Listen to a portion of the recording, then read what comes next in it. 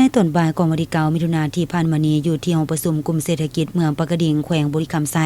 ได้จัดกองประชุมเผยแพร่แผนรับมือฉุกเฉินและการเกี่ยมฝึกซ้อมอพยพหนีภัยน้ำท่วมอยู่บ้านลุ่มเขื่อนไฟฟ้าน้ำเถิน1ประจำปี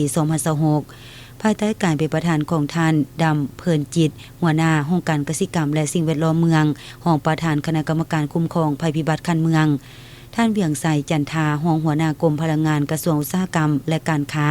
ท่านนางเกตนิศรสุดสดาวงศ์ห้องหัวหน้าแผนกแรงงานและสวัสดิการสังคมแขวงบุรีรัมย์ไซมีภาคส่วนที่เกี่ยวข้องคันกระทรวงคันแขวงพร้อมด้วยคณะกรรมการคุ้มครองภัยพิบัติคันเมืองและการจัดตั้งบ้าน8บ้านลุ่มเขื่อนเข้าร่วมท่านเพชรสาวผู้วงวิทยากรเทคนิคน้ำเถิน1ได้นำเสนอแผนรับมือฉุกเฉินของเขื่อนไฟฟ้าน้ำเถิน1ในแต่ละปีแม่นใดลงฝึกซ้อมอพยพหนีภัยน้ำท่วมให้บ่ดา8บ้านที่อยู่ลุ่มเขื่อน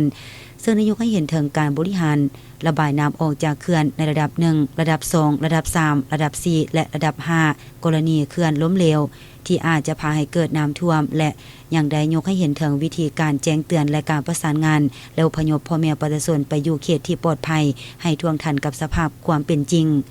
พร้อมเดียวกันนี้กองประชุมยังได้ยกเอาบทเรียนน้ำท่วมตัวจริงในปีผ่านมาปรึกษาหารือร่วมกันอย่างคงไปคงมาเพื่อเป็นบทอิงวางแผนรับมือกับสภาพน้ำท่วมที่อาจจะเกิดขึ้นในต่อหน้าให้ได้รับผลดีกว่าเก่ารับประกันความปลอดภัยและลดผ่อนผลเสียหายที่อาจจะเกิดขึ้น